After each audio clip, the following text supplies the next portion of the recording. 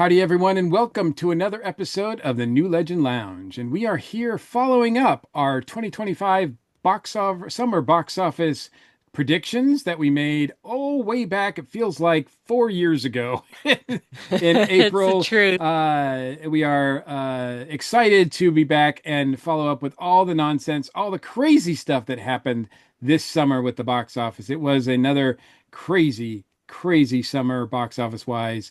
My name is Michael Gordon. I'm here as your co-host and host with the most, I guess, maybe. I don't know. We'll see. And of course, my co-host with the most aside of me is Darren. Darren, welcome back. Thank you, Mike. Thanks for having me back. And we've got with us Ashley and Van, who were here in April. They have willingly come to face the music, so to speak, because once again we have shown, or I have shown, I'll speak only for myself on this, just how bad I am at this. But you know what? It's like look at a lot of people who do the same thing, like a lot of people that I respect, a lot of critics and forecasters of the box office that it's their job. They're actually paid to pay attention to trends and what's going on in the movie business, in the movie industry. And they seldom get it right either because you just never know what's going to happen. I mean, Ashley, you and I have been doing this for, gosh, over a decade, right? Yeah, And I mean, it's crazy, right? It's just crazy. I mean, but it's fun. I think it's fun. I love it too. And there's always, I feel like there's some surprises, something that you think is going to do well and absolutely falls on its face, and then something that we're all like, oh, that's not going to go anywhere, and then it makes hundreds of millions of dollars. So it's always fun to see exactly what happens and how it differs from original predictions. Yeah. You kind of think it's hard to separate from what you want to succeed to Yes, what you yes. think will succeed. And certainly as the months play out, it's very surprising sometimes to see where things go, where trends happen. We've got a list of the top 10 box office movies that we will domestically that we will review here and talk about the order and then compare our own predictions to that order, as well as talk about some things that with the box office in general that's happening this year and some of the things that surprised us the most and some of the things that maybe we're proud of the most. Darren, just overall, what was your experience with this summer movie season and doing this prediction? Because my understanding is this is the first time you've done something like this. Oh yeah, yeah. I am one of those people that likes to spend a lot of time arguing about the content. And as I gave up on Americans being good judges of movies a long time ago. So I really didn't have any sort of opinion invested in the box office grosses at all. So but I am interested to see the results here. I'm looking at the list going. There is some interesting stuff going on here, so I'm looking forward to this discussion.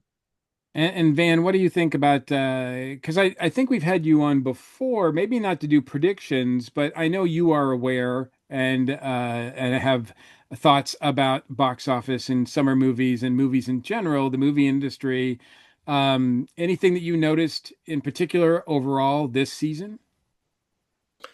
Well, Sony did terrible, but the thing I wanted to ask you about though, you guys, if you can remember, was there. I remember specifically back, was it April? Good grief, um, where we said something about the Superman movie would really show how things went. Remember, we were saying if Superman's not like one, two, or three, then something, something. But I can't remember exactly the formula that we were talking about. I believe the because I just replayed the episode this afternoon, so Smart it's man. it's Yeah. Good. fresh in my brain. I believe our words were something to the effect of this summer we felt like was Superman's to lose. So Mhm. Yeah. that if Superman did not win the summer, then it was the fault of the movie Right. being not as good as worthy as the as the IP, as the character, as the brand, right? Because Superman was the most popular, most recognized Right. IP that was in here. And really, with summer movies, that seems to be what it's about. Hmm. Certainly, looking at the top 10 movies of the year, only one of them was not an existing IP. Only one of them. And that one came in very, very late in the season and barely made the top 10. As a matter of fact, it's in the top 10 spot. We'll read that in a minute. Um, I will also say that I'm part of the, as far as the box office goes, I know in general, Hollywood and the studios have not been performing as well as they would like. Usually, the summer movie season garners about over $4 billion in revenue. And they have not done that this year. I think Hmm. they've been, I think it's just shy of that. I think it's a little over 3 billion that they've done, the number that I saw. And they hit over 4 billion, I think, a couple years ago. Last year, I'm not sure exactly how close they came, but that's the benchmark. That's what they were doing prior to the pandemic Hmm. and for decades before that. So that's their benchmark. Like that, that's what the whole industry looks at and says, if we're having a good year, we're going to hit like collectively over 4 billion. They have not done that yet. Now I know that there's still some things that that are going to be released this year. And if we have some time, we'll talk about them a little bit, what we're looking forward to, but not going to make any predictions for the rest of the year. So our predictor hats are off. But I will say, as far as the box office not being that great, as far as revenue goes, in theaters and movie companies and all that kind of stuff, I'm part of the problem because I only saw two movies this year. I wanted to get there more often, but either finances or other things kept me away from the theater. And some of these movies that are now available in streaming, I haven't even watched yet. So, really, I think only a couple of the movies that we're going to be talking about, at least that made the top 10, are ones that I've actually seen. And that's my bad. I mean, I just had like a lot going on this year, so that's on me. But I feel like it can't just be me because it looks like a lot of these numbers are not where a lot of people want them to be. Certainly, as we talk about it, there'll be times where a movie will make over, you know, $300 million and it's called a failure, Hmm. Sure. so we'll talk about that as well. Ashley, you're probably my guess is that you have seen all of these movies. I have seen most of them. I do have to credit. I am fortunate to live in a town that has a theater with like a monthly subscription, so I'm able to pay like a flat fee. Otherwise, I don't know that I would be able to afford to go to the movies like every week, but I was able to get out to see a movie most every week this summer. So I tried to see a variety, some bigger movies, some smaller movies, go back to see things. So that definitely made it a little bit more accessible to me to get some of these movies checked off my list. Gotcha. Van, what about you? Did you see most of these movies, or where do you rank them? Or as far as how many you've seen? Yeah, most of the top ones I saw. I saw all the way down through Ballerina with a few exceptions and really liked that, by the way, and the accountant too. So, yeah, I guess really I didn't go see Jurassic World because I told you in the first episode we did, I just don't care about it. You But uh you didn't miss too much. Let me yeah, yeah, let's leave it at yeah. that. Didn't see Final Destination, not interested in that kind of thing. Didn't see any of those Warner movies actually there in a row, except for F1, of course. So yeah, I'm excited to talk about all the top 10 except for Jurassic Critters. Yeah. Darren, and what about you? I know you don't get the chance to go to the movie theater as much as you'd like as well, right? Oh no, no, I'm willing to be clear about this. I don't want to go to the movie theater. I watched Superman on streaming an hour after it was populated on my television. I was hovering, going, oh, no. But I didn't have to stand in line outside and deal with the weather to do that. No, I saw I'm looking at the count here, and I think I've seen about four of these that are, and I'm not talking about top 10. I'm scrolling down the list, and I'm looking at top 40, and I think I've seen six or seven of these. So Wow. So that's quite a bit. Yeah. I Darren makes a good point about reasons maybe to not go to the theater. Can I just quickly make the argument for why you should? Absolutely. Here's why you should. Because if you try to watch a movie with anybody else in your home, they are on their phone and not paying attention. And nothing drives me crazier than watching a movie, quote, with, unquote, somebody who is not actually with, unquote, me. You know what I'm saying? Yeah. So in the theater, they can't turn the dang phone on, and I can get them kicked out if they do. Yeah. It's awesome. Just call them out, person in A24. Oh, when I went to see Downton Abbey last weekend, there was a guy like on the front row with his phone, and like right at the climax of the movie, if Downton Abbey can be said to have a climax, and he's got like the phone screen lit up, which is annoying enough. The knucklehead turns the flashlight on, and it's on the screen. So for like the last Oh my 5 minutes of the movie, we've got a big white rectangle in the middle of Oh. this movie theater screen. We're throwing napkins at him and yelling, and missing the movie. So yeah, that kind of sucks if somebody does. But that's I just was the going to say, I don't disruptive think you're power selling of the Darren phone. on going to the theater. Exactly. I'm saying that is the disruptive power of the cell phone, and you have less of it in a theater than you do in your own house. Yeah. And if Mira turned her flashlight on my TV, she'd be in her room. She wouldn't be down there bugging me.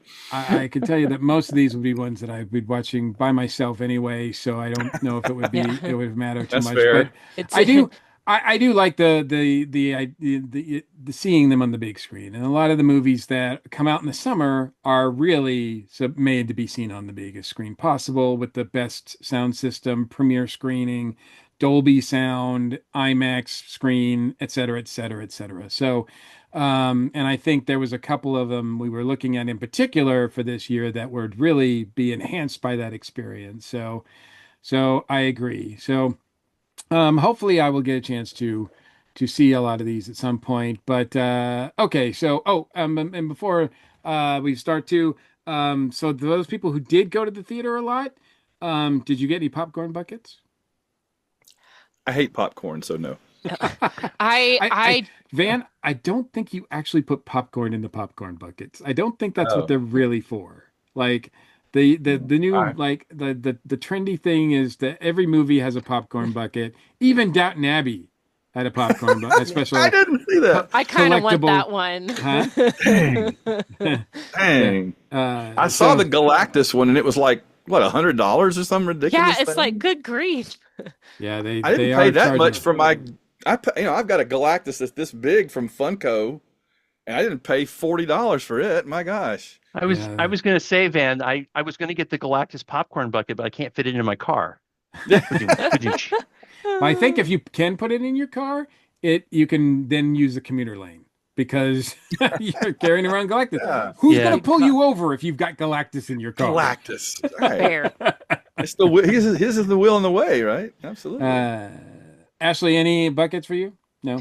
I just get the refillable, boring popcorn bucket. So I did not get any of the exciting, more customizable ones. But like we joked, like those cost a pretty penny sometimes. So Mhm. All right. Great. So without further ado, let me just go over the top 10 for domestic that were ranked this summer, and we'll talk about the movies themselves, and then and then we'll reveal what our picks were and the predictions were at the in April, and how it reflects on those 10. So coming in at number 10, like I said, this is the only movie that is not based on an existing IP, which I find. I give it applause just for that because man, talk about like a hard road because there's a lot of it's hard to sell an original idea in this day and age to any studio. We actually have a couple. If you look at the whole year of 2025, there's actually two movies that have made an impact as original IPs. One of those I still haven't seen yet, but that was Sinners that came out in Mm. March, I believe. But in this case, coming in at number 10 at 100 and I'm just going to round up here, $135 million dollars was Weapons, which I heard really good things about. I believe when we did our recording, I had heard some buzz about it. And Mhm. it turned out that the buzz was legit because, at least for about 15 minutes, people were really talking about this movie. So I dare say I don't want anything spoiled. So we will not be going over anything spoiler territory for any of these movies during this conversation. But did anybody see Weapons? No. Not yet. So that's why it's number 10. I know So I know absolutely nothing about it. I barely even heard of it. So my understanding is that's the best way to go into this movie. Mm. hmm. It is a horror movie. It's got I believe Josh Brolin is in it. But it is a very disturbing movie, but full Hmm. of surprises and it's one of those movies that kind of transcends the genre, from what I understand. Yeah, I'm intrigued by it from what I've heard, but I have not yet seen it. And then coming at number 9 is another horror movie. Talk about a franchise that is just chugging along, and after big of an absence, I think. Coming in at number 9 is Final Destination Bloodlines at 138 million. And I think almost every year, Ashley, we've seen a horror movie pop up on here. Yes, I feel like they have a very dedicated fan base who will show up and will go to the theater. And I believe these tend to be more economical for Hollywood to make as well. So even though it doesn't land in the top five, they can still be pretty profitable compared to some of the big special effects heavy superhero stuff. You used to see screwball comedies Yeah, on the yes. top 10. Somebody like, something that would just click with people, and that would get people going to the see it theater because they had to see it and they had to experience it with friends and everything like that. I think like the horror movie has kind of moved into that space. Yes, I would agree. And it is my understanding is it's the last performance by great actor, character actor Tony Todd, who was in, I think, the first one or two of these. I remember seeing the first couple of the Final Destination movies, but I kind of tapped out after that. But I've heard it's very touching to see him in his final performance. Coming in at number 8 is F1 the movie Mm. at $188 million. I predicted this one to go a little bit to go much higher. I thought that Brad Pitt and the experience of seeing this on a big screen with all of the elements, experiencing this as a Formula One driver on IMAX and all the things that go with that would be attractive enough that would compel people to go see this. I think it did, but it just didn't do it in a way that I thought was enough. Now, if you look at the Well, international box office, Formula One is much Hmm. higher, yeah, and definitely. I think Van, you predicted that, to no one's surprise, that was going to be the case no matter what. Yeah, internationally, Formula One actually was number sixth in the Hmm. number 6 spot for the summer, which is Okay. pretty amazing. It jumps over a lot of the ones that we're about to talk about. So, Well, um, noting that that list also includes movies that aren't on this list, like the Chinese entries. yes, exactly, Mm-hmm. exactly. Um, Thoughts? Two of you have seen Formula One, yes, F1, Yeah, and thumbs up, thumbs down, yeah, thumbs up. It thumbs was a up. good movie. Um, I really enjoyed it. I'll put it this way. I thought it looked spectacular. It was the best looking for its day and age race movie since Grand Prix with James Garner back Wow. in '66. I thought that they seamlessly integrated the fake stuff with the real stuff in a way that Hmm. was totally believable. The problem I had with it was that they were it was super conservative. They played it so safe that the story that you kind of suspect from the trailer is the movie. I mean, the trailer is the movie. There's virtually nothing. You just get the details. You know what I mean? In the movie, you get like 2 hours of details, but it's obvious what it is, and that's the direction they went. There's no twist. There's no surprises, and I kept thinking they should have just made Christian Horner the movie. Just if they just filmed his life, it would have been more dramatic and twisty and turny than making a fake, team principal and driver and everything. But and also, Ashley, did you feel this way? I felt like what we got was about 70% of what they originally wrote and filmed, and they just chopped it down to keep it simple for the audience. Did you feel that way? I could see that. Yeah. And it is a fairly lengthy movie as Hmm. well when what they're left with. But yeah, I could see that. I feel like there's some threads. I think I also heard that maybe they filmed some alternate endings or some different ways that the final race plays out. Like no spoilers to there if you haven't seen it, but I feel like there are some interesting things they could have maybe done with the ending that would have been a little bit more unexpected. Yeah. Yeah, it seems like they focused everything on Brad Pitt and the black driver and the team owner that's I can't he was the Bond villain, the Oh, yes, yes. he he he got a lot of screen time. I can't think of his name, I'm sorry, but he got a lot more screen time than I was expecting. So it felt like they just kind of cut out a lot of other characters' story arcs just to kind of keep it focused on just three or four people. And I mean that's fine. I kind of want to see the director's cut now just to get the whole Yeah, story. yeah. No, I Well, agree. it is an Apple movie, and I think it's the first time Apple's released a movie that's made it in the top 10. So kudos to them for that. And Apple did that with didn't isn't that what they did with Napoleon, right? They released Yes. a Mhm. short, quote unquote, short version Quote Yeah, some of unquote, these short indeed. versions are 3 hours. that was like 3 hours, and then when it was finally released on Apple TV, they released a full like director's cut Yeah. that was I I don't still know. haven't. I still haven't watched it. I've got it actually downloaded on my phone. It probably takes up more of my phone than everything else put Half your together on my phone phone. space. Yes, but I haven't. Because I love Napoleon, my favorite character. That was the most that movie I was looking forward to more than any other, and my soul was just bitterly crushed in the theater to see that giant 3 hour trailer for a movie that I didn't get to see, and so I just haven't been able to then open myself up to the pain again, just in case. Right, So, but I will. right. Well, I mean, yeah, I guess it stands to be. I think if Apple was going to do that, I think it would have maybe happened by now, but I don't know. I don't know if it's Mm. available. I don't know if Yeah, I Formula don't One's know. available yet for streaming.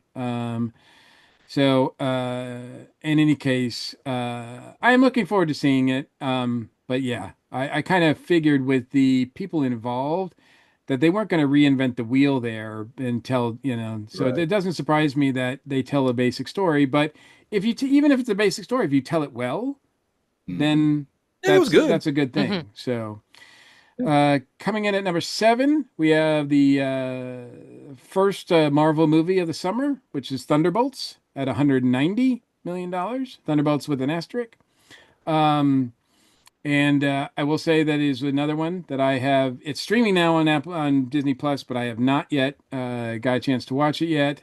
But I hear really really good things about this one, and a lot of people are kind of. I'm kind of surprised because the word of mouth. If I was going by the word of mouth, this one should be higher than it is on the Hmm. list. Um, but um, but for being the Thunderbolts. I'm kind of surprised that, I give them applause for it landing in the top 10 because I don't think going in that it had a chance, even though I think I put it on my top 10, but thoughts Well, on Thunderbolts? Because I know, have you seen it, Darren? I did. Okay, I, so str- three I, of you have str- seen it. So yeah. yeah, so Darren, so what were your thoughts on Thunderbolts? That's the first one of the ones that we've mentioned so far you've seen, right? Yes, yes, it is. I love that they put an asterisk on it. I love talking about the asterisk, and I really think like they've been calling this the new Avengers, and I'm like, I prefer the anti-Avengers. I mean, it's like Mm. it's you start talking about like they're going to put together another superhero group, and I'm like, yeah, this is not what they wanted. This is, and so and that gag of them being like the worst possible options plays out from the very beginning of the film all the way up to after the credits, because of course it's a Marvel movie. So yeah, it's I think it's a wonderful, refreshing sort of like third string heroes are the only ones we have left. What they got to save the day because there's nobody else. And I really love the way it plays out in this film. So I, yeah, I I'm surprised it was not higher than seventh. I mentioned that, yeah, we're going to try to avoid spoilers as much as we can. But to be Hmm. fair, Marvel as a studio and Disney were pretty I mean, up front. I think within a year, like a week that it was open, they changed the name of the movie and explained what the asterisk was for. So, not a big surprise. And that's another thing that I think sucks about waiting and not getting a chance to see some of these movies Mm. when they come out is because everybody's talking about them, and you know, you run the risk of spoilers more so than usual. So, Van, thoughts on Thunderbolts? I would say Dark Avengers is what it was. It really bore, as I was afraid of, it bore no resemblance to the Thunderbolts, which was depressing because I love Right. the Thunderbolts comics. I was in there from day one, but it was Dark Avengers, and that's fine. But here's the thing: what it really was the sequel to Black Widow and Falcon and the Winter Soldier. I mean, it tied directly into those two movies with the characters from both of those properties. And in that way, it was this year's Marvels, because Marvels was Ms. Marvel and Captain Marvel, you know, a movie and a TV show coming together to make a new movie. It's the same thing, the same exact formula.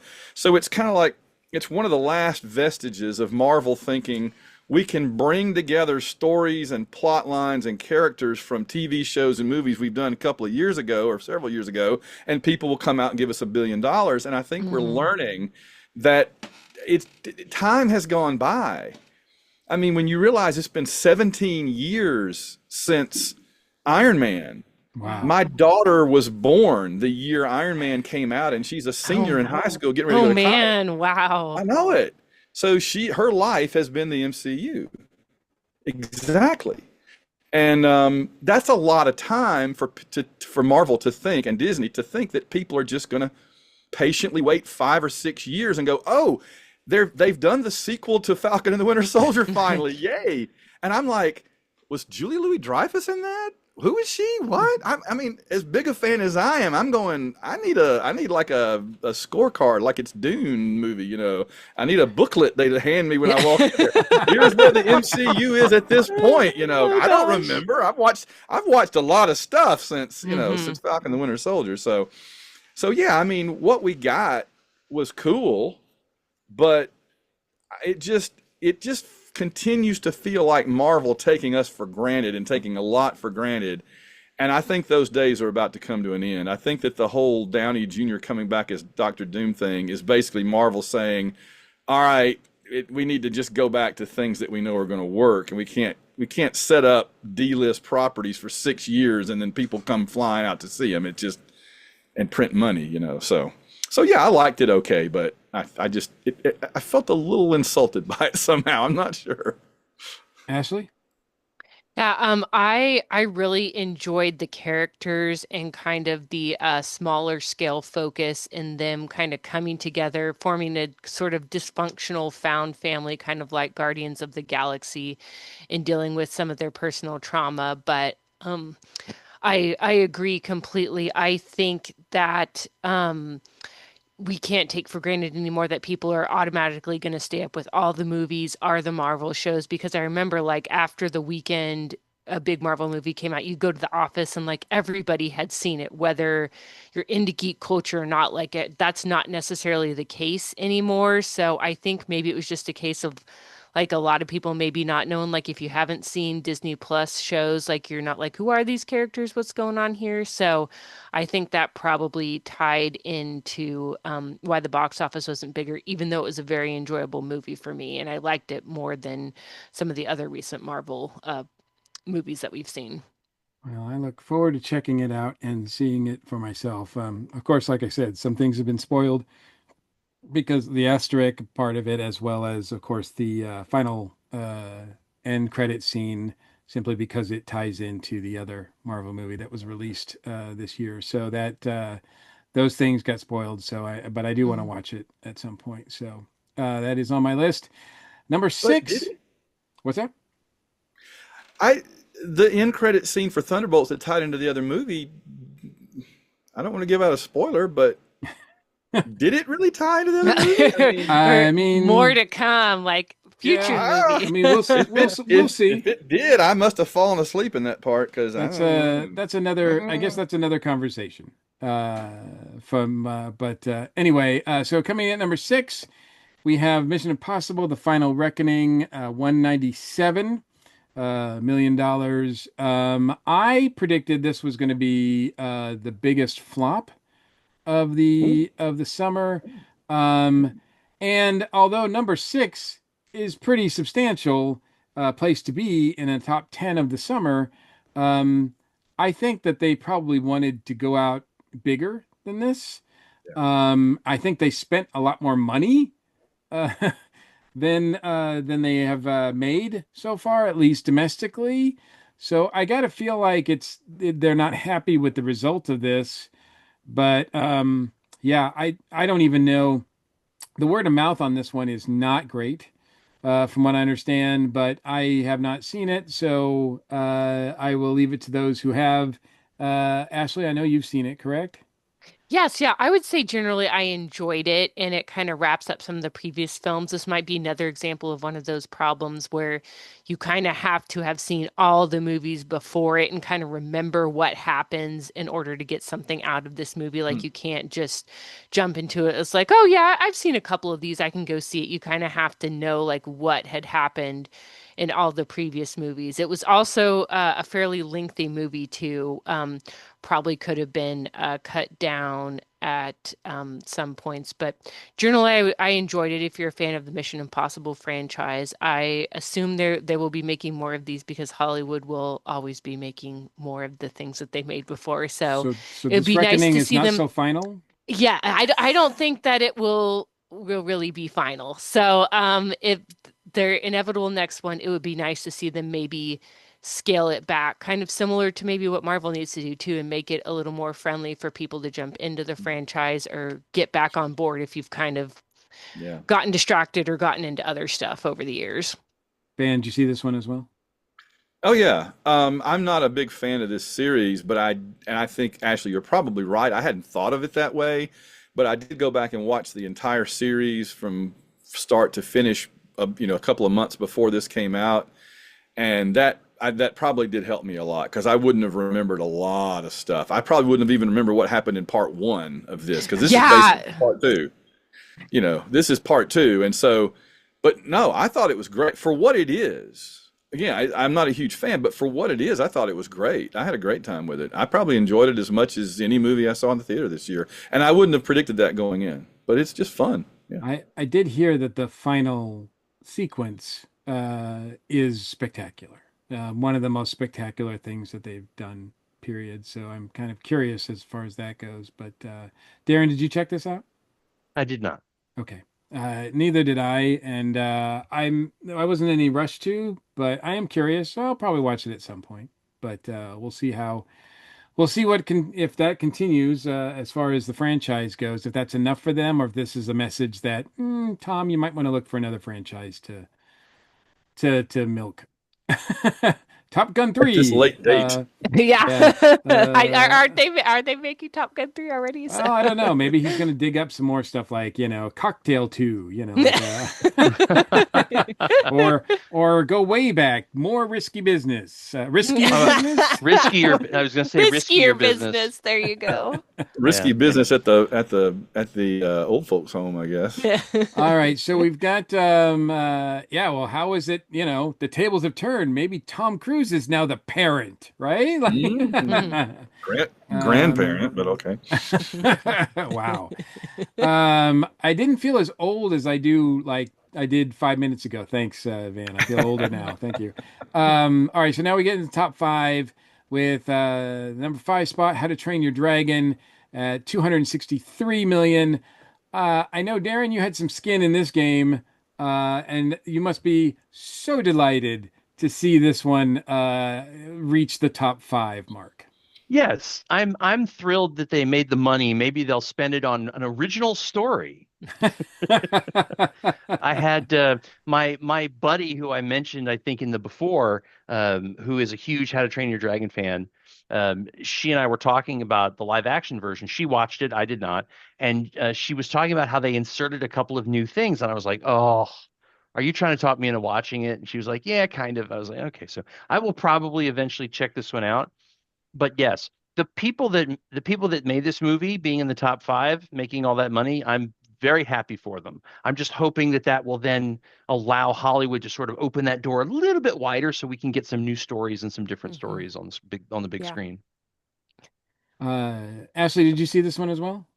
I did. Yeah, I actually took my daughter with me and she had seen the animated one as well and she was absolutely enthralled. So I feel like a lot of my experience is kind of filtered through like seeing the joy in her eyes. She's 4.5 and I'm a big softie, so anything that makes her happy, like I'm just a huge pushover. This was actually the first movie that she asked to go back to the theater and see again. Oh, So wow. I'm really trying to sort of like not so subtly train her up to be my movie going buddy. So if she asks to see it again, we're gonna go again to try to encourage that. So Nice, nice. it was a fun experience to take a younger viewer to. And That's my understanding is a lot of these remakes and redos of live action, quote unquote, from animated are for that reason. They're the hmm targets. The young kids are the targets. So not the people who grew up with them and liked them and loved them, the original ones. So I mean, I guess that's the case there. And of course, this is a message sent that that people want more of these. So there will be more of these, I'm sure. So to Darren's point, I don't know where they go from here. I don't know if they keep remaking shot for shot the rest of the animated series because I know there was three, four of them, There were right? three.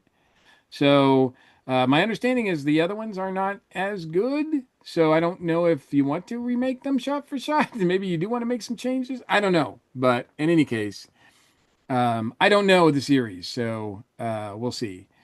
Um, and Van, you didn't check this out, did you?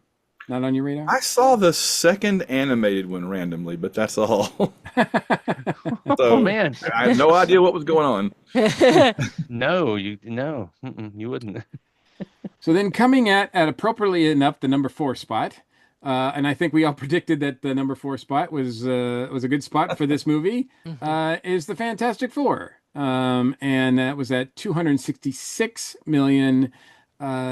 So being in the number four spot, I think is where we kind of I think we expected it. I think a lot of I don't think we did a top five or top 10, but certainly when I was making my top list of top, because I do a top 10 every year and post that on Summer Movie Wager, I put it at number five actually, just to be different. Um, but the fourth spot is where it ended up. Um, Thoughts, and this is one of the two movies that I did see in the theater and I enjoyed this one a lot. I enjoyed this movie a lot. So I give all props to it. I think it was a home run in my opinion. I don't know how you could have made a Fantastic Four film better, but I did really well. Actually, I do because I do think it was the only criticism I have is that it was too short. I know Mm, in this day and age where movies are quote unquote too long, I think they could have done a little bit more with expanding some of the four characters, in particular Johnny and Ben. I mhm, thought Ben really got the short straw as far as scenes and characterization, but Yes. as far as bringing Galactus to life, I can't imagine it being done any better than this film did. Visually, it's one of the most spectacular movies I've seen in a long time. And I think it's a great, first step, if you will, for the next phase where we're at in the MCU. So I'm curious to where things go from here. So, Darren, did you see this one? I did not. The availability on streaming, the timing was off. Yeah, So, but I'm going to watch it. I think it's just Disney is really strict about when they release things streaming, Hmm. and they're, a lot of the other studios will cave in and release things earlier than projected, but Disney is pretty much like we're going to stick to our whatever it is, 45 days. I don't know what the actual Yeah, schedule is, but they and they've stick to it. and they've been like that since the 80s with VHS. Yes, yes, Mm. right, So right. not a Um, surprise. so Ashley, your thoughts on Fantastic Four? Yeah, I was really pleased with the movie. I think it was about one third of the way through that I felt myself like breathe a sigh of relief, like this is good. I'm enjoying this. I feel comfortable now to relax. I think they've nailed it. I loved the retro futuristic setting. I felt that was a great way to kind of get away from some of the, because Fantastic Four is a movie that Hollywood has made a couple times. So I think that was a great way to start off on a new footing. It felt really fresh and different. I just really enjoyed everything about it. Like you said, I thought Galactus was great. He felt like a suitably serious threat. I also like, not very minor spoilers here, how they dealt with him, but he's not necessarily gone. Like it didn't felt too easy. Like, oh, we just got rid of Galactus onto Doctor Doom. Like they solved the problem here, but there are things that could be picked up on later. So I was very pleased, and it was really nice because some of the more recent Marvel movies I've felt a little more meh, but it was exciting. Like Thunderbolts, I loved, and Fantastic Four, I loved. So I am hopeful that this is the start of more good things to come. Now, one of the other reasons why I wanted to start it with you is because it was your prediction, unlike the three of us, that Fantastic Four was going to be the biggest summer box office of the season. So I I wanted to was not see, right. no, not to rub that in your face, but how surprised are you with that result? I I think it is a wonderful movie, and it was one of my favorite movies of the summer. I ended up I if I had to choose between it and Superman, I would have chosen Fantastic Four. But now that I've seen both movies, I can kind of see how Superman maybe was a little bit more of a box office draw. Not that Fantastic Four was a more serious tone, but I just felt like Superman had I can understand kind of how that came out box office wise, but it was still one of my personal favorites. So I guess I'll stand by that at least, even though my monetary predictions were not correct. Yeah, that's fine. That's fine. Yeah, I mean, certainly it's in the conversation. Certainly domestically. I think if you look internationally, neither one, all of the superhero movies did not do well Yeah. internationally, which is an interesting conversation that I'd like to look at in detail at some point because I think that's an interesting aspect. I don't know what happened because usually the Marvel movies and even DC movies do gangbusters overseas, and none of them did this year, Mm. which I don't know what that is. So I don't know what's going on there, but because I believe Formula One, I mean, as we predicted, it did better internationally, but I think it beat the pants off of both Fantastic Four, Thunderbolts, and Superman as well. Yeah, that's So, super interesting. which is, yeah, like wow. Um, Van, because I know how much these DC characters or these DC Marvel characters mean to you. I know, Yeah. right? Geek Ah, card revoked. exactly. I know, right? Dude, We can edit that. It never happened. Um, I know how much these Marvel characters mean to you. So, why did you feel about Fantastic Four? I have a lot of mixed feelings about this movie. I'm very surprised it made it this high because this movie felt to me like a super geeky, if you know kind of movie. It felt to me like a movie like if you were a Fantastic Four fan for years, you liked it, you dug it. But if you just came in like, oh, this is some superhero movie, let's see what's going on, you might have got up and left halfway through. It just to me seemed very niche, and it didn't feel like any other MCU movie. In fact, I would argue the only other MCU movie that felt this different from the rest of them to me was Eternals. Mm. And it kind of had some things in common with the Eternals, I thought, for We saw better what and for happened with that worse. one. Well, I love the Eternals, so Sure. but but this one, sure, there's the fact that there's like at least two huge plot holes that you could drive Galactus's world ship through, but that's okay because we don't mind. We wanted to see the first family and Herbie, and we wanted to see Galactus and the Surfer and all that, and we got that.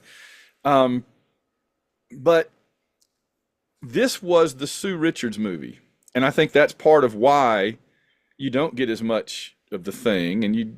I mean, Johnny to a degree, but not the Johnny I think we were expecting to get, which is not bad. It's just different, right? We got like a I don't very think different any of the Johnny. characters are how you expect them to be. No, no, Reed was, yeah. I mean,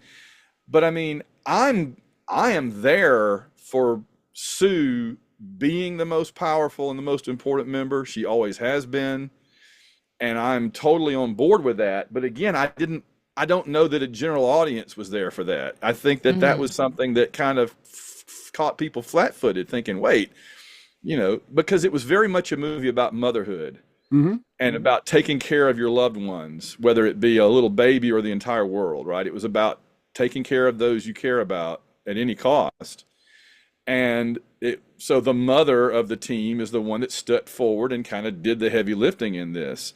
So I thought that was brilliant. I mean, I thought that structuring it I'm trying to give spoilers, but I thought structuring the whole plot the way they did to where it was about motherhood, protection, love, and offspring, right? All of that was brilliant because it had layers of that.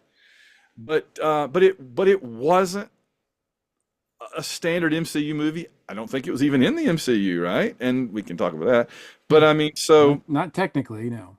yeah, and I mean, and again, that the thing at the end of Thunderbolts, but but yeah, I'm just surprised it did as well as it did, given all the things that I just talked about. But Yeah, good, yay! I'm not mad about it. I'm happy about it. I'm just surprised. Okay, like No, if you had I'm told me in April, if you had given me the plot outline of this movie back in April, I'd have said this is not going to be in the top 10. yeah, interesting. Yeah. Interesting. That I had my doubts, but I enjoyed it a lot as well. And yeah, I'd love to be able to go into the weeds with you on this one, but yeah, it surprised me in a lot of ways I wasn't expecting, and almost every way it surprised me was a good thing. And like I said, I just wanted more. I just wanted more, and I Yes. hope Well, we do yes. get somehow. I hope we do get. I don't know what's in store for us with the MCU and this team in particular, because as you pointed out, this is not in the MCU proper that we're used to. So where this goes from here, I don't know. But in any case, where we go from here is to number three, the number three spot, which is all about Jurassic World, a rebirth, if you will. And that is 338 million. The dinosaurs rule once again, beating out dragons and every Marvel movie, and Tom Cruise and Brad Pitt are all slayed by these Jurassic beasts. Um, the buzz on this one was pretty good. I heard a lot of good things about it, that it moved pretty well. Van, did you see this one? No, I just didn't hear good things. I heard it was Gotcha. very meh. Gotcha. Darren, have you seen this one? I have not. I really want to, but I have not. Okay. Ashley, you're the one. Yes, yes. So yeah, there are two storylines kind of competing in this movie, and they don't quite mesh together seamlessly, shall we say. So it was one of those, I went to the theater and saw it, and there's a part of me that will always be overjoyed to see big dinos on a big screen, but I have not felt the need to see it again and probably will not watch it again. And as a fan of Bridgerton, there was not nearly enough Jonathan Bailey in this movie. And so that's about the summary of my review. Uh, obviously the dinosaurs are the main attraction of these movies, Yes. especially seeing it on the big screen. But I heard a lot of talk about Scarlett Johansson, and I have to believe that she like can add this to her resume of top 10 movies. Like she Mhm. is bankable. I don't know if Yeah.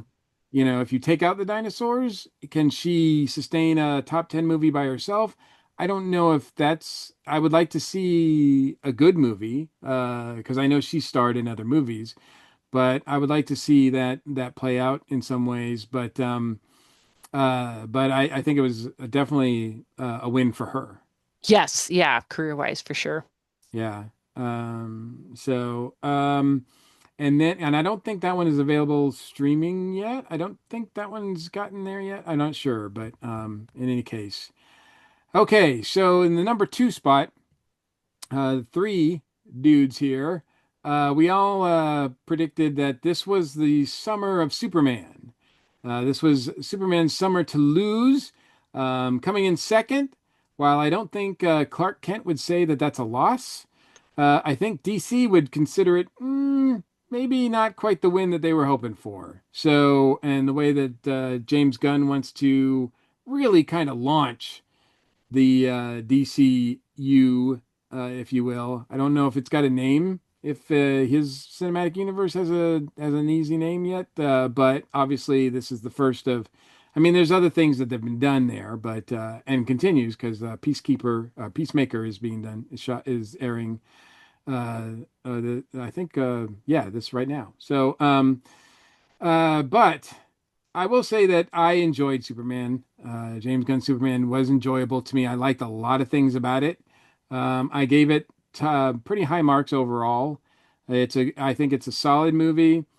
But out of the two movies that I saw this year, Superman and Fantastic Four, I have to say I enjoyed Fantastic Four just a wee bit more, which I kind of was surprised by because character-wise, I'm much more of a Superman fan than I am a Fantastic Four fan. I like both characters. I've been following them for years in the comics, but I much more lean towards Superman. And I gotta say that this Superman was good, but I kind of feel like he kind of disappeared in his own movie and got upstaged a few times more than I was comfortable with.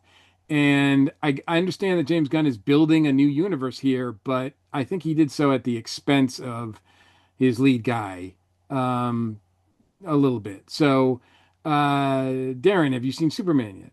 I did. I Oh, yes, did. you did say you saw Superman. I So, did. what And are I'm your gonna thoughts watch it on again. Superman? Superman, when I was a DC kid, Superman was my second favorite of all of them, of all the comic book heroes. So seeing Superman treated in this way, and giving him a heart back, giving him like morality and thoughts and ethics and consequences back, I thought that was great. I will never stop enjoying watching his dog be a dog. Right. The Crypto's in the trailer. Crypto is significant in the trailer, and I was just like, please let that dog not be stupid in this movie. And he wasn't. He was a goofy dog, but he was so much fun to watch.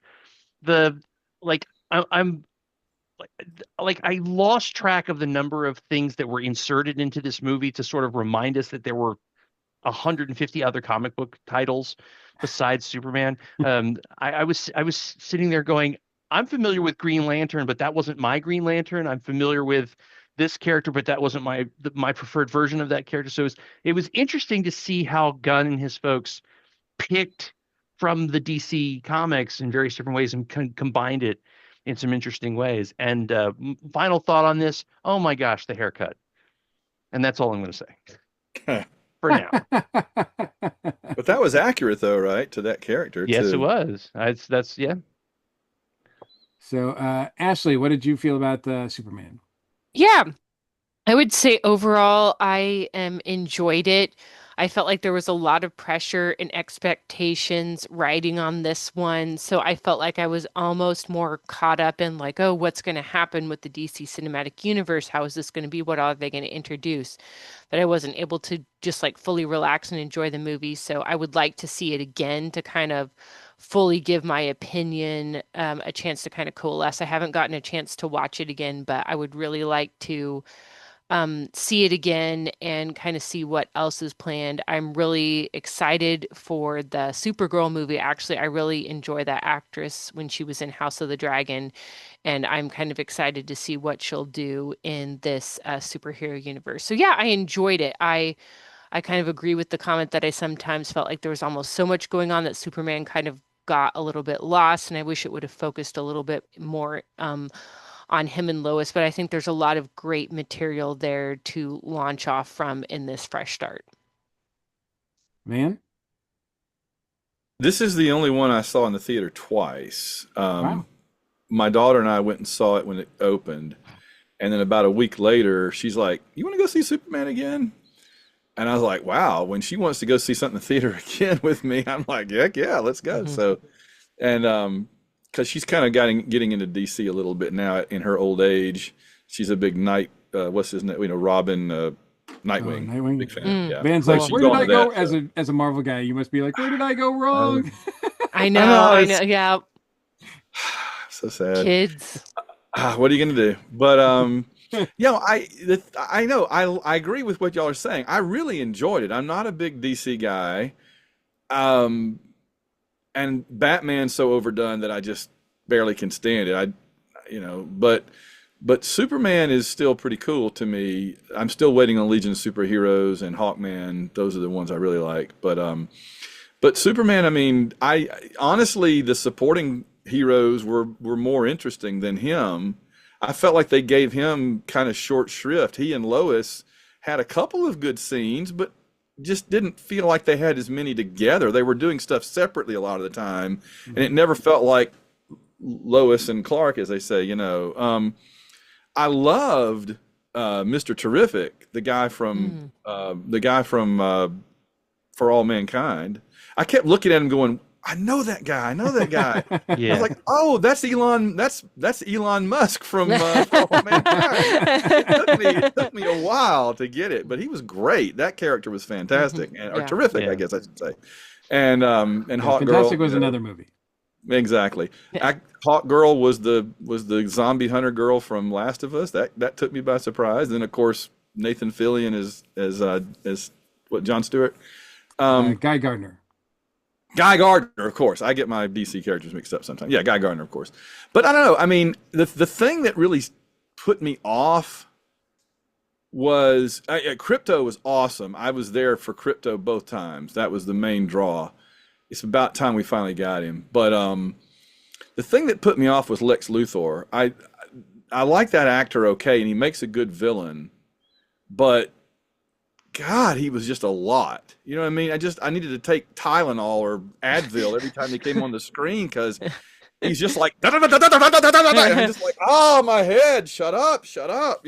So he was kind of the downer for me. I just felt like if he could have dialed it back about 2 clicks on the dial, it might have been a little more tolerable. But other than that, I thought everything in it was really cool. And here was the other thing that surprised me was it was kind of gunny, but it wasn't too gunny. It wasn't Guardians of the Galaxy gunny. It was Right. kind of it had just enough gun in it to be offbeat and quirky, but not so much that it's got the raccoon running around with Crypto or the tree running around or anything. It you know it so it was like a 7 on the James Gunn scale rather than a 10, and I thought that was good. I thought that was good that he did that. So and So it did set stuff up. oh yeah, a lot of stuff. I don't know how soon a lot of that stuff is gonna pay off because I don't get the sense that the focus is where we go from here is clear. Hmm. So, Right. so that kind of worries me a little bit. But as far as the future of Guns DC stuff, but we'll see. I'm there for it. I enjoyed it a lot. A lot of things I enjoyed about it. So and I we'll watch it again at some point now that it's streamable on HBO Max. So and I can take my time with it, and maybe it'll increase for me because again the expectations that I had were probably I don't want to say in the way, but I know what it is now, so I can enjoy it for what it is instead of what I hope to be. And because we kept saying that this is Superman's summer to lose. Do you think that there's anything that this film was lacking that caused it to be in the number two spot? Is there anything that you're like, well, if they had done that, then it could have crossed over and been the biggest hit? Or I mean, was Gunn and company at fault, or was there just nothing they could do because the number one movie just plowed over them? That's a tough question, Michael. I mean, how would you rewrite it to make it more successful? I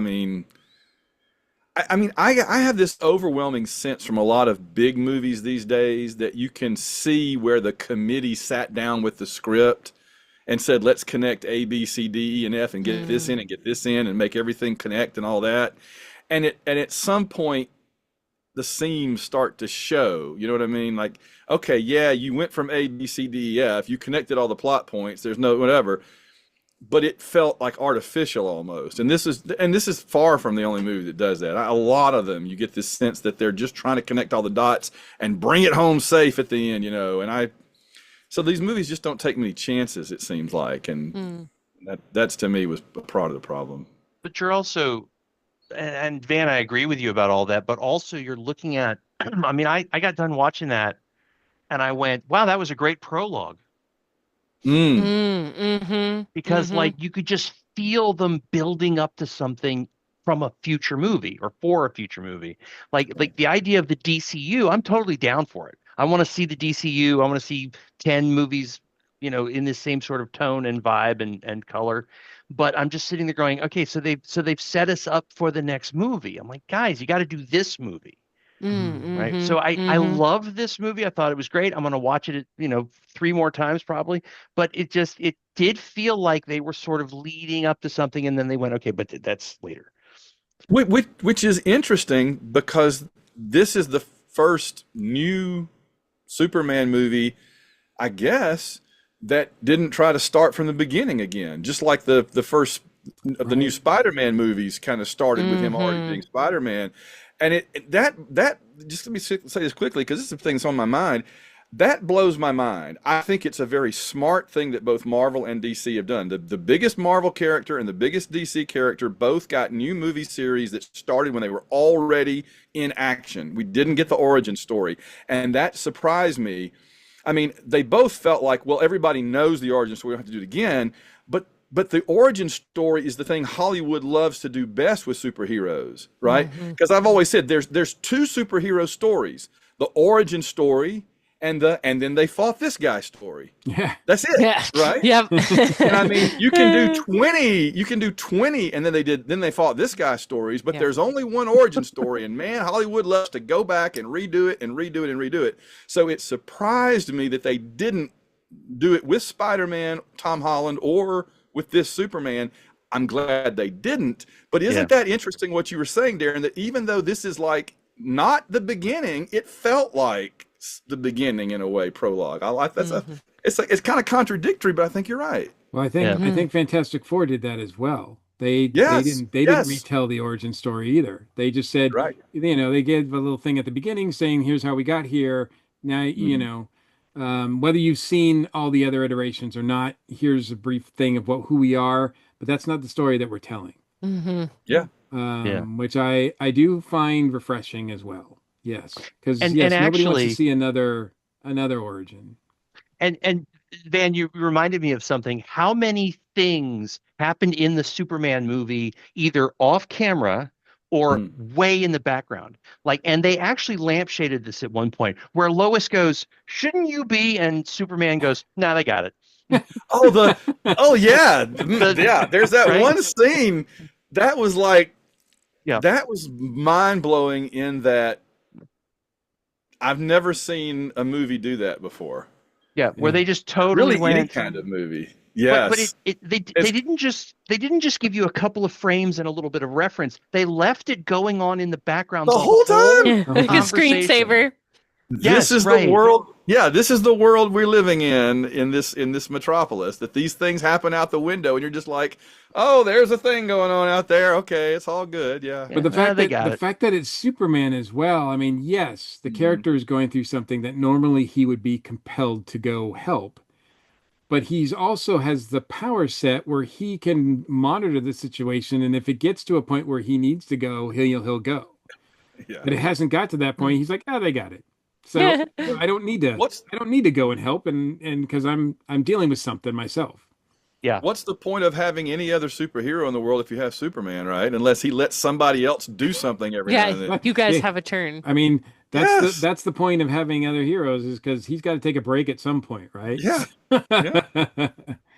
So So, all right. So, the number one movie was one that I think we looked at, and I think we gave some credit to, but not enough, obviously, because none of us predicted it as the number one movie, and that is Disney's Lilo and Stitch remake, coming in at 423 mm, million dollars. So, like almost 100 million more than Superman or anything else on this list. Also, it should be noted that internationally, it is apart from a Chinese movie, it is the only movie worldwide to make over $1 billion. So it is doing just fine internationally. And Disney's okay. If anybody's feeling sorry for them, don't. Um, so very surprising considered. I think this is very surprising to me for three reasons. One, because the original Lilo and Stitch was good, but it wasn't like number one box office movie right. good, right? It's not I considered one never of even saw it. it's not even considered one of Disney's classics. Like people know it, but and he's marketable. We've talked about in the April episode, we talked about how if you go to Disney, like Yes. Stitch is everywhere, right? And not just because, well, partly because the movie that was coming out, but also just because they just like to use the character, and the character does have an appeal. But the animated movie did not original movie did not break the like number one spot for long. It wasn't a huge hit. The second thing that surprises me is that because it's a remake of it's a quote unquote live action version of an existing property, which those have legs, and we've seen them do pretty well in the past, like Lion King and whatnot. It looks like they weren't doing that well recently. And also because this is the part of the third getting into the third point now, whereas the last remake that they had come out, which was Snow White, did terribly. Like that was a bomb. That's probably like the biggest bomb that Disney's had this year. So those three elements, going into the summer, I was not convinced that Lilo and Stitch had what it took to maintain the top spot, let alone run away with it like it has.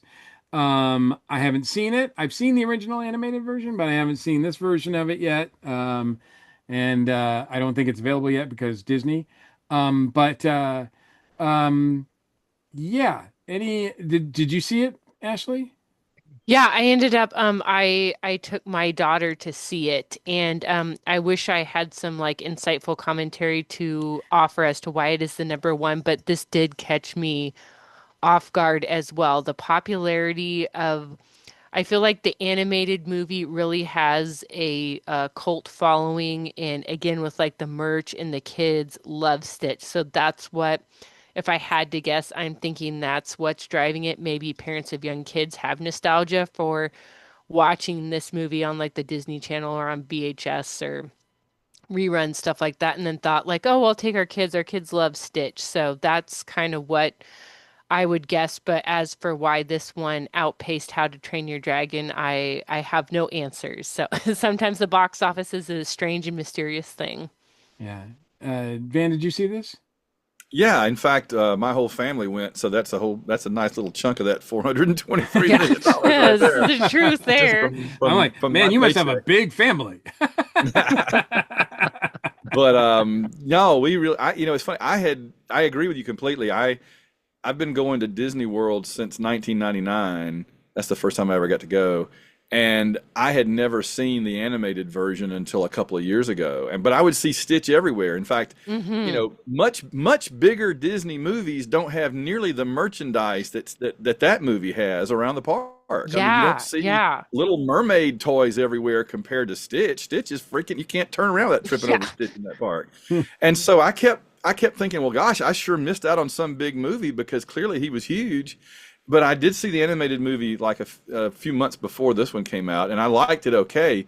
But no, I thought the live action was great. It totally sucked me in. I was in it from the start to finish. Totally, yeah, I loved it. I thought it was great. So, Gotcha. and I mean, I'm not a big, Disney animation guy at all, but I really like this a lot. I thought this was good. Awesome. Darren, you probably haven't seen it. My guess is, and probably I knowing your disdain for remakes, I would imagine it's not on your list, not high on your list to see. My daughter is in her mid 20s. So I didn't have to go watch this one. No, I'm probably not going to see this one. My daughter was the perfect age for the animated original Lilo and Mm, Stitch. She's a huge fan. She and I we've had arguments about this movie and about the story back and forth. I, as an adult, seeing it with her, I was like, okay, that was a Disney movie. She loved it. Ashley, I think the insight is that not Stitch, Lilo became one of the only young girls with a disability who was represented accurately and kindly in a film mm, that was popular, mm, right? Stitch being a fan of Lilo and being supportive of her and all that and their wacky relationship because they're both like I don't I think the word defective comes in the film somewhere. I don't mean that in a rude way, but it's like they're sort of being a little off and odd together as a team really hit a nerve with millions of little kids, including my child. And so yeah, so I it kind of makes sense in hindsight that mm. That's a good point. a lot of people wanted to see this again. They wanted to have a different experience of it. And I can see that a lot of people were like, I'm going to take my little kid to go see it because I loved it when Mm, it first yeah. came out. Yeah, this is sort of a generational thing that's really kind of amazing. Um, so yeah, so personally don't get it, but I just see it really does have a cult following. Big one. I definitely think that we're going to see if anybody is out there going, man, Hollywood needs to stop with these remakes of animated movies. That's not going to happen anytime soon. I think if people are saying, man, they really need to stop with the superhero movies, I don't think that's going to stop anytime soon. Although I think they're a little hesitant about stuff. I certainly think that Universal is probably like, yeah, heck yeah, we're making more Jurassic Park movies or more movies Print some uh, money. based on this. Tom Cruise might be going, maybe I need another franchise to exploit. And yeah, I think the others, we'll see if Weapons starts a franchise, or if what goes on with that, depending on how well it does in streaming and everything. Interesting top 10. Um, I kind of mentioned some of our predictions going forth, so I don't want to I don't want to like keep poking a bear as far as like some of the sore spot as far as what some of the predictions were, but I will say that very few of us like nailed anything. Um, I did predict that Mission Impossible: The Final Reckoning would not make the top five, so I'm pretty happy that I mean, Mm. not I'm not dancing on its grave or anything, but I'm not surprised that it got in at number six. So I was like, whoo! Uh, so and as far as movies, I was most looking forward to this summer that had a buzz. I'm it's pretty cool that Weapons is on there, but I'm very disappointed that Elio did not do better, Mm. both from a Pixar perspective as well as anything else. Very, very disappointed in that. I haven't seen it yet, so I'm curious to check that out and see. I've heard good things about it, so we'll see how my personal feelings are. But I'm just sad that because again, it's an original IP. from Hmm. Pixar. It's not one of their sequels, but instead they're going to churn out like another Toy Story movie or, whatever. So we'll see. Um, Ashley, of course, we already mentioned that she picked Fantastic Four as the top grossing movie. Biggest flop was Naked Gun, which we haven't talked about. Did you see Naked Gun? I didn't end up seeing it. Funnily enough, I heard some like good comments about it, but I have not made a chance to see it yet. Gotcha, gotcha. I don't know if we can consider it a flop. It's not in the top 10. I don't know if it was supposed to be. But I think I heard enough good things about it to think that, oh, this is working. Like whatever they're doing, I think, actually, oddly enough, my mom, who's a big Liam Neeson fan, went to see it not knowing it was a comedy and was very surprised that but she enjoyed it. She was not disappointed, but yeah, she was surprised because she was like, Liam Neeson doesn't do comedies, and I'm like, well, this one is a definite comedy, Mom. Hmm. So I knew she knew going in that it was a comedy because I told her like last minute, but she still went anyway, and she enjoyed it. So Oh, cool, if that cool. means anything. My parents liked it. You picked the biggest prize hit to be Formula One or F1, so I think that that's solid. Um, and then Van picked top grossing movie Superman. Biggest flop, he picked Thunderbolts. He almost picked Lilo and Stitch. So Mm. Van, you saved yourself. Good call. Good call. And I think in some ways that's the thing about the weird thing about the MCU and the way Marvel movies and stuff is done now. A lot of people are look at Thunderbolts and say it's a flop. So, it didn't do well, it underperformed, et cetera, et cetera. So in some way, in some camps, you might be right. Well, I just like the fact that when an MCU movie comes out now and the buzz on the street is negative, it's a flop. And when it comes out and the buzz on the street is positive, it's still a flop. You know what I mean? It's not the buzz. Hmm. It's just people are not going to see them. If it's not, I Hmm. don't think it's not the fanboys on, the internet or whatever. It's people out there in the neighborhoods. Hey, Ballerina ended up 16th, and I can't decide if that's good or the further decline of Western civilization because that was a great movie. It's a great, if it had been called John Wick and his sister or something, it would have finished in the top seven probably because it had John Wick through a whole lot of it. It's a great movie. I've never seen a movie where multiple people had a fight with flamethrowers before. It's worth it just for that, just for that. And yet 16 because it's like the it's the Captain Marvel effect where it's a girl as the main character, so we're not going to go see that action movie. And that's what I feel like maybe dropped it down that low because it's as good as any of the John Wick movies, I thought. I'm glad you say that because that was not your prediction for biggest surprise hit. When we talked in April, your biggest surprise hit was Nobody 2, And I was very disappointed in that. which made 20 million domestic, which obviously that's like Lilo and Stitch has that like for breakfast. Uh, Yeah, that Lilo and was a Stitch very makes more disappointing. movie by noon than Yes. than Nobody Well, 2 made all its run. But and the original release domestically made 27 almost 28 million dollars. So it hasn't made as much as the first one yet. yeah. Is it better than the first one? Have you seen it? I've seen both of them. The first one was brilliant, came out of nowhere, was not what I was expecting, totally twisted. It twisted the plot halfway through. It was great. This one was watch, what's his name? Better Call Saul. Right. Watch him beat up thugs this way.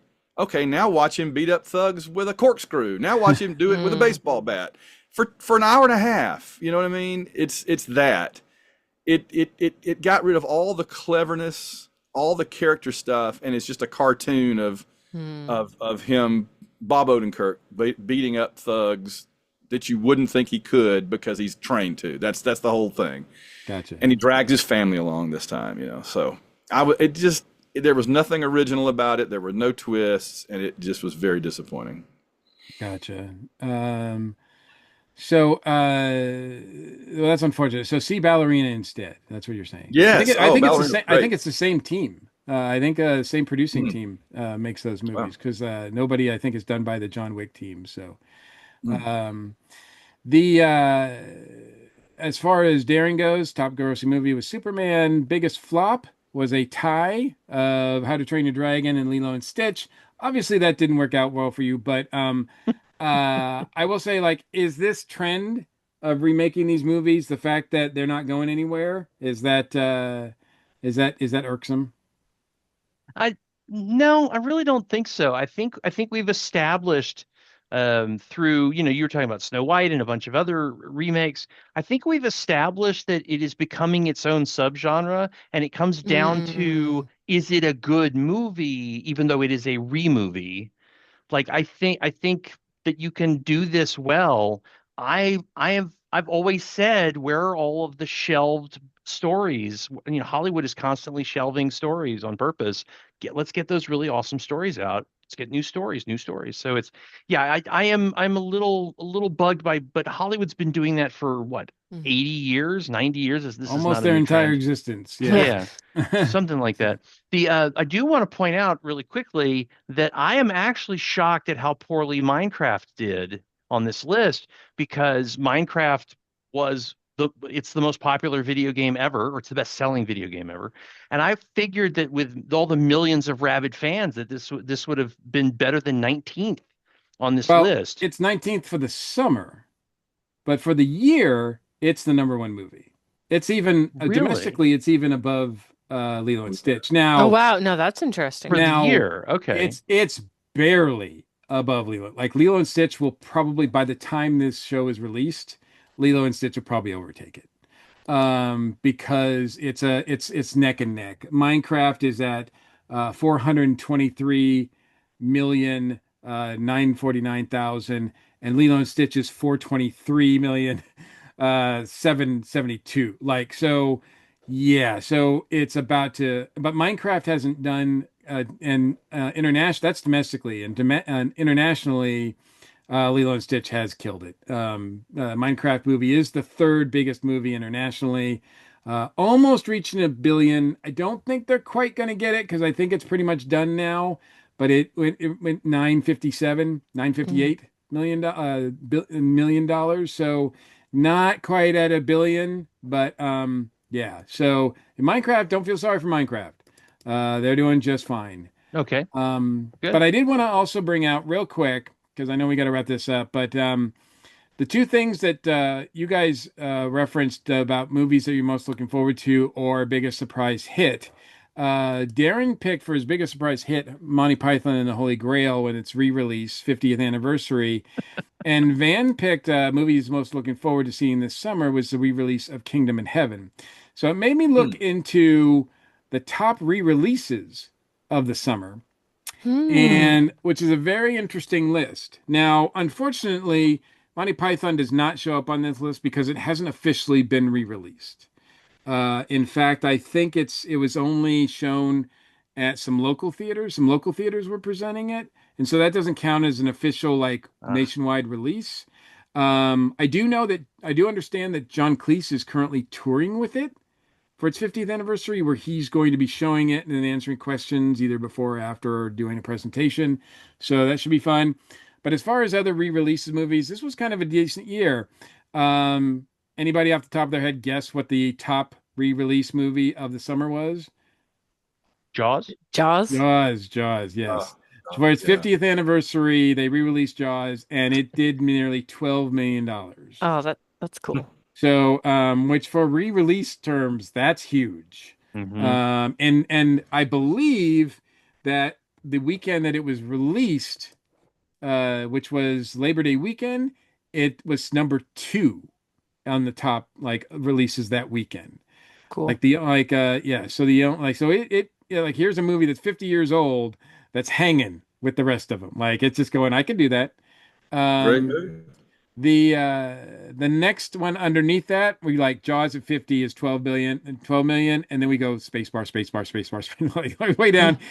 Shin Godzilla pulled in 4 million. The re-release, special re-release of Dogma got 2 million. This is Spinal Tap was re-released in anticipation of the new movie. That made 1 million.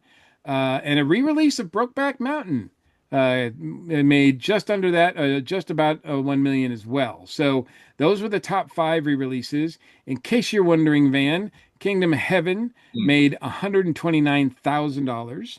That's what I paid to go see it. Big family. So, yeah, he's got that big family. So, not too shabby, but it's cool to see re-releases getting on that. So, anyway, that's the summer in a nutshell. Any final words on summer 2025? I know we talked a lot and probably a little bit more than our allotted time, so I do appreciate you guys. But was there anything that you can take away from this summer that was a plus, minus, a surprise, a win, that you could hang up your head and go, this was pretty solid, or uh, I'm just curious how we're going to look back at this summer in a few years. Hmm. Was the first Fantastic Four movie and the first new Superman movie and the Thunderbolts movie? I think those are the ones we're really going to kind of remember going forward. At least we will. And I wonder if we're going to think of this as like the beginning of a whole new era, or if these are kind of flash in the pan and we're back to the drawing board again.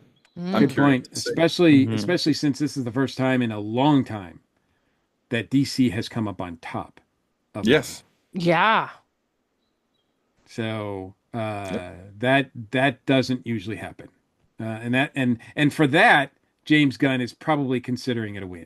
Like, I mean, and Warner Brothers is looking at you going, okay, well, we don't know what's going on with the superhero fatigue or whatever's going on with the other international markets or whatever, but we know that you did better than the guys over across the street, so Hmm. you've still got the job. Yep. Yeah. Yeah. That's it. So good point. Good point. Real quick, anything that you're looking forward to for the rest of the year? Wicked Part 2. Wicked I, Part Two.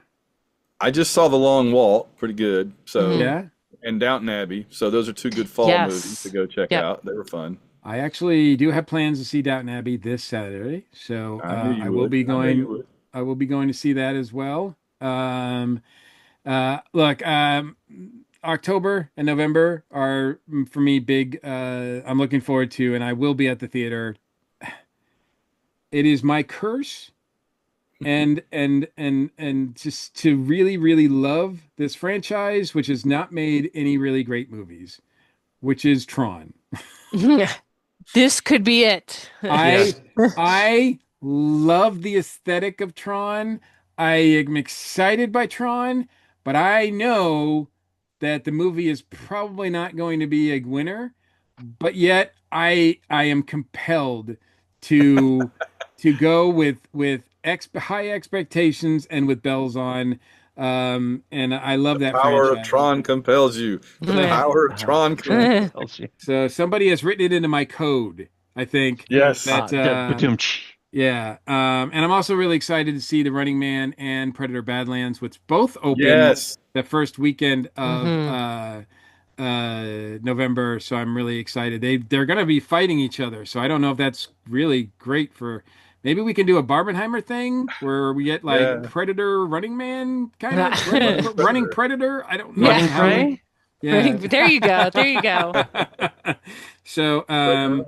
hey, how cool is it that I actually live in a year where both the Predator franchise and the Alien franchise are just on fire? I'm so happy Yes. with both of them Hmm. right now. Yeah. So, they've been the best that they've been in well over a decade, as far as Yeah. I'm concerned.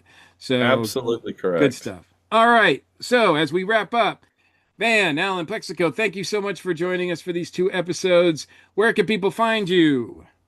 www.plexico.net. All kinds of podcasts, Babylon 5, Crusade we've been doing, Stargate Universe, James Bond, all kind of stuff there, and plus all my books.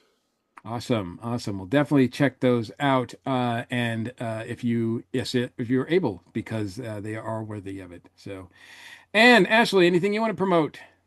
Yeah, I have started up my movie TV blog over on the ESO podcast website again, a little bit of a rebrand. It's quick reviews called Lightspeed Log, but I like to just hit on the highlights of some of the things I've been watching and media I've been consuming. So yeah, that's been a lot of fun and hopefully some more good stuff yet to come this year. Awesome, awesome. Well, I know that definitely something good is coming your way this year because you will be part. We will see you again, hopefully, really soon, because Darren and I will be starting presenting more spotlights on the talents involved with the great talents that we have involved with the Jukebox Thrillers project that we announced in the last episode. So that is coming to fruition, and we are very, very happy.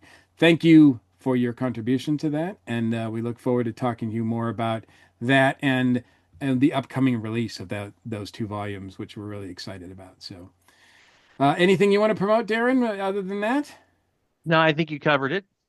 All right. So we appreciate you. It has always been my pleasure. So please watch this channel, subscribe, like, share. We really do appreciate you. We're still in the soft launch phase. We're going to have some graphics and some music and some fancy stuff to come. So hopefully we'll get on board with that pretty soon. But in the meantime, thank you so much for watching, and we will see you soon.